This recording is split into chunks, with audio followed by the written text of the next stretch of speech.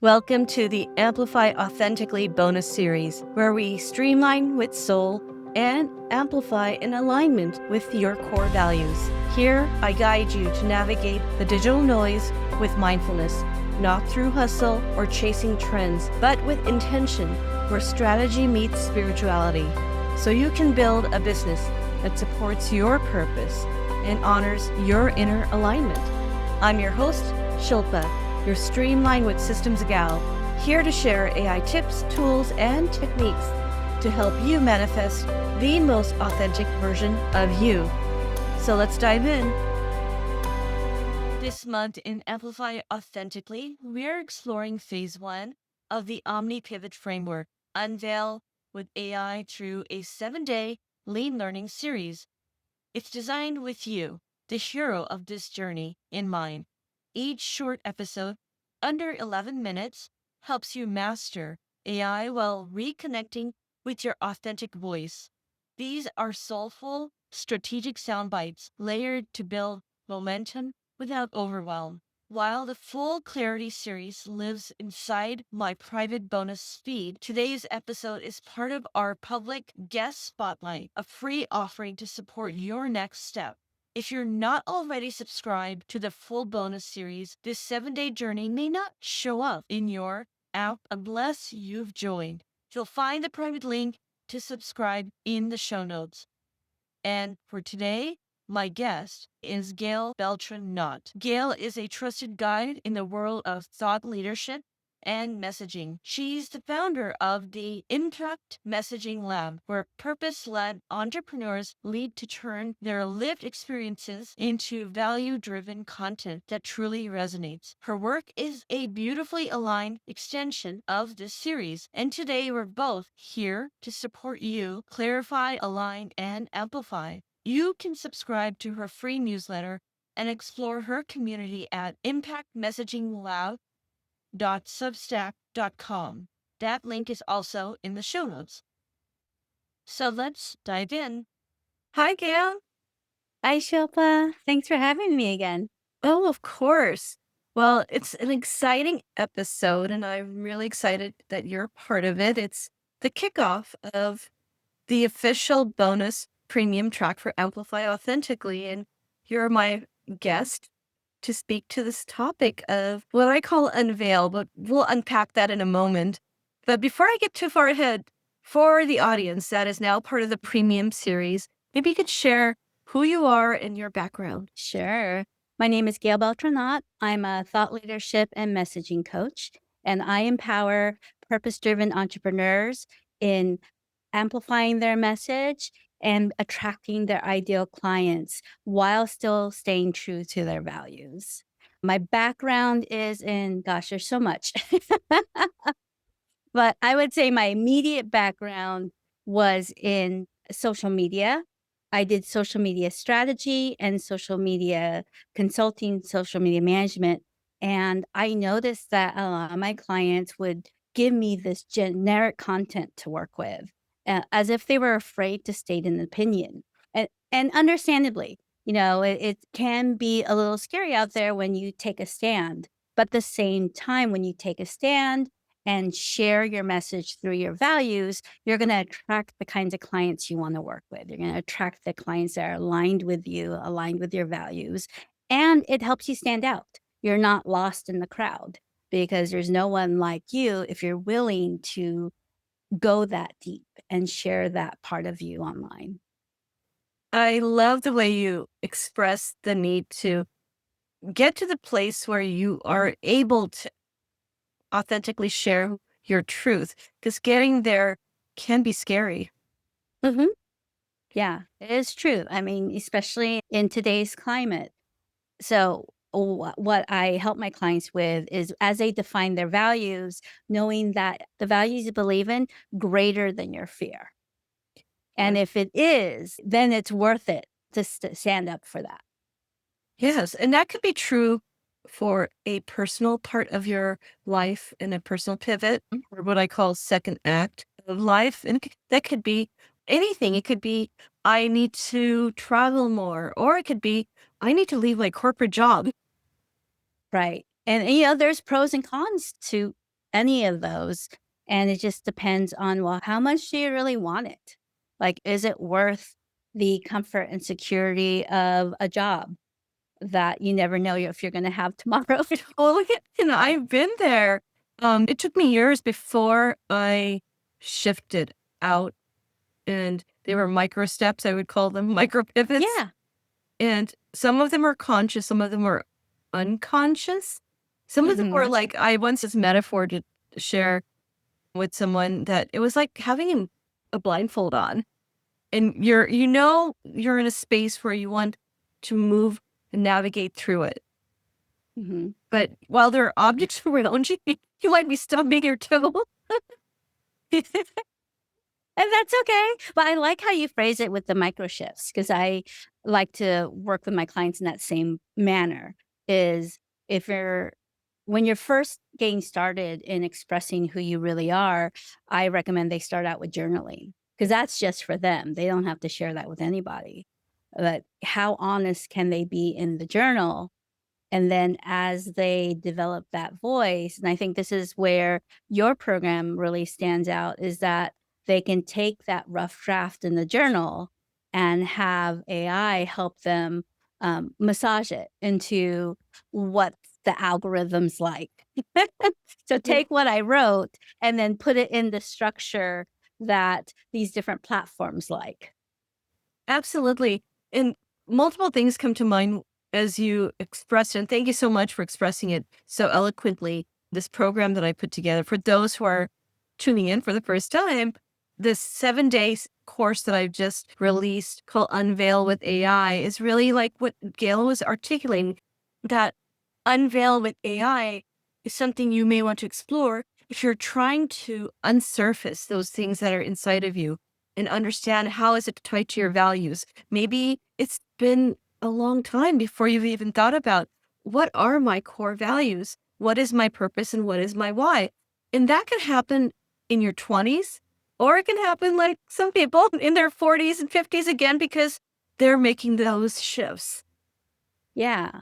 And life changes, you grow. So your values may change, or maybe your definition of that value might have changed. And that's all part of life too. So I think we should embrace it.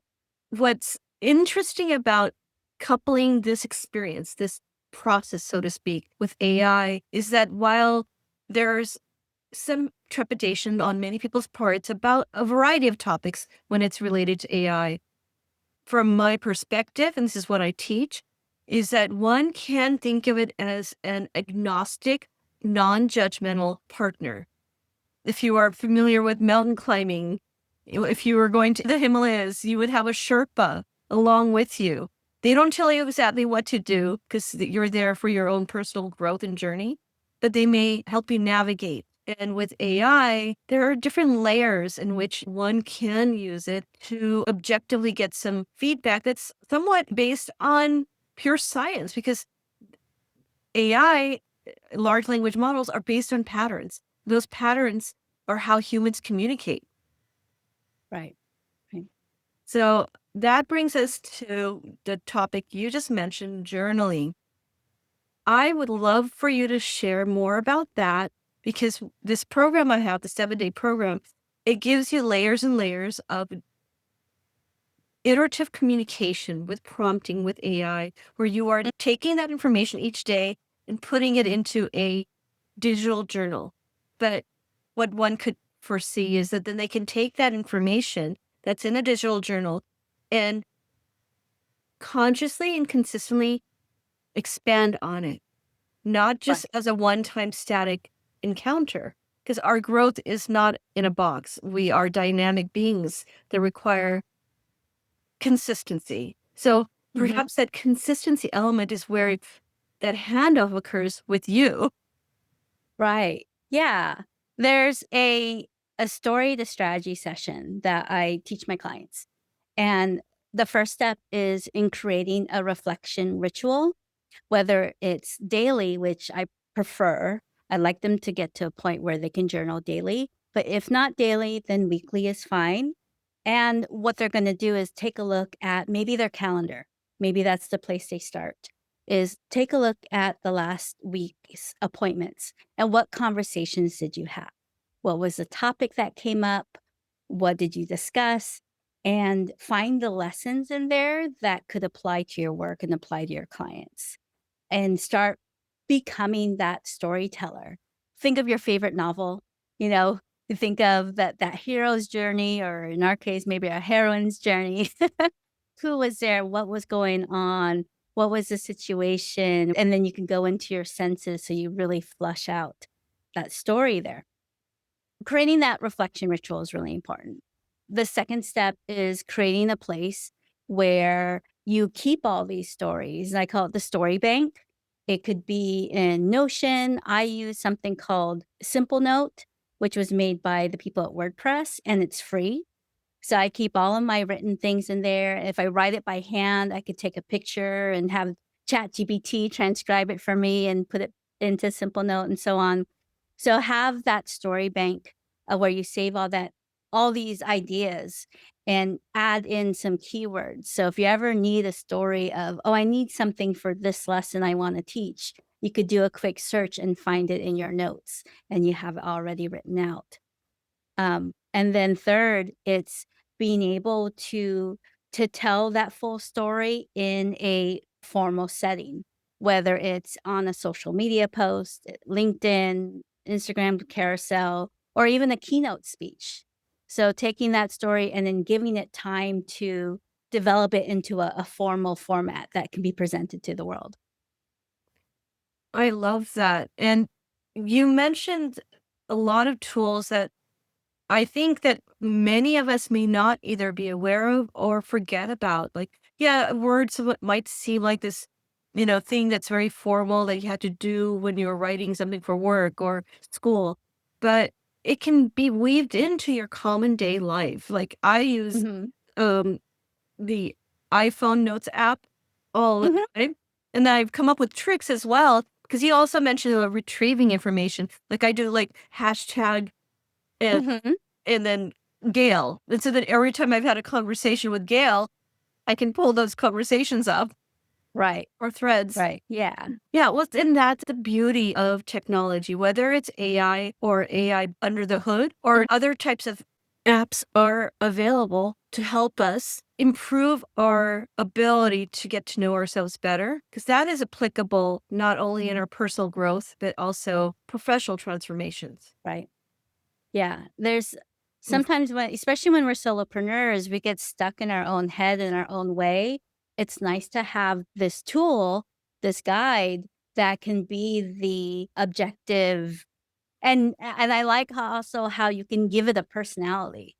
So you can say you are like, maybe you really like the work of I'm trying to think of one of the coaches. Oh, there's a LinkedIn coach that I've been following recently, Justin Welsh. So I've told my AI to be Justin Welsh and review my LinkedIn strategy and see where I can improve it. And I love that because that is very similar to the way in which I'm trying to build in the prompts in the 7-day course, is Mm. that it allows you to view different tools, AI tools, and particularly in this case, my focus has been AI chat GPT, but it allows you to become the filter. But what if, like you were Mhm. just saying, just to Lausch, what if different voices can come through because they are the people that you go to as your source of authority, so to speak. So, like, sometimes I will train ChatGPT, give me the wittiness of Amy Mm. Porterfield, and when she describes one of her new programs. And even if that AI isn't yet trained, it can be trained by you giving it copy and context. Right. Yeah, one of the, tips I love doing with training AI is to give them a personal essay I wrote. It was actually a speech I gave. I'm in a Toastmasters club, and your first speech in Toastmasters is called an icebreaker, and it's just a way to introduce yourself to the group.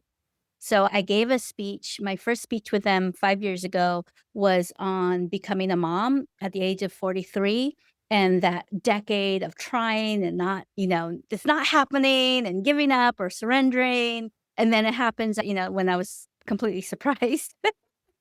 So I gave that speech. I did write it first, and then I gave the speech. I took the transcript of the speech, had AI kind of proofread it into a blog post. It's on my personal blog site. And then when I started using ChatGPT back then, I'm now on Claude, but I would give the AI, whatever tool I was using, my personal essay because that's my voice. Like without any kind of maybe some correction and punctuation, but that's my voice. That's how I speak. It's kind of informal. And I would feed AI here's how I really talk. And then that way it doesn't get too formal. It still sounds like me when I have it generate or improve a journal draft, for example, into a LinkedIn post. But I always go back to it and reread what they post. I know there's tools out there that will automatically generate content for you, and I don't trust those yet because it's too, I don't know. It's just Yeah. not me.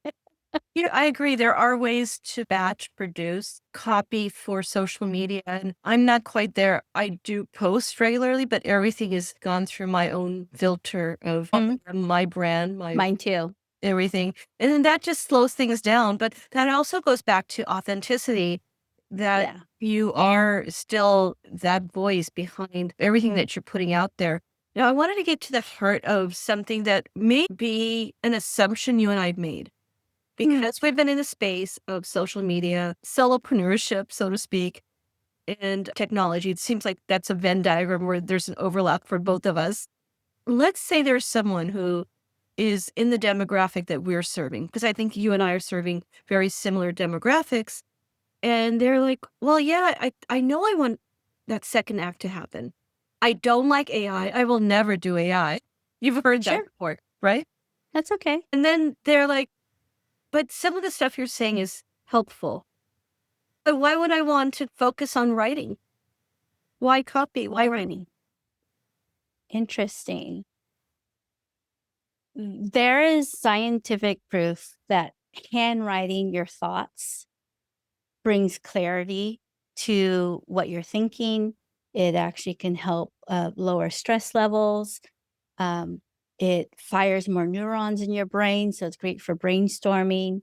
And then there's also the metaphysical side of when you're writing. And there are certain people who can give you more information, but I've heard different things of using your dominant hand or using your less dominant hand, writing in a certain color ink. Like there's so many ways you can play with this to tune into your higher self.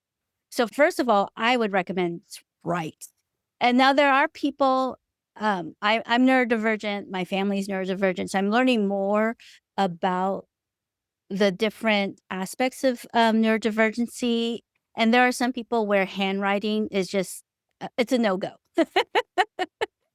Their hand and their brain just doesn't work that way, so typing is actually their way of communicating, which is great. So using your way of getting your thoughts onto paper or digital notebook will help you clarify that. And even as a speaker, I do consider myself a speaker. For a while, I considered myself a speaker more than a writer, and now it's kind of switched. But even when you speak, you still write. You still have to write out your speech. You still have to write out your notes. I mean, there are some people out there who can improvise a whole keynote. I am not one of those people. I need an outline at the very least, and I need some key phrases that I'm going to start with, do my transition, and end with. So, yeah, I mean, we all write in some way, whether it's handwriting or on a computer, on a keyboard. For me, I'm focused on people who want to be seen as thought leaders. They want to write a book. They want to do keynote speeches. They want to be seen as an authority in their field because they are.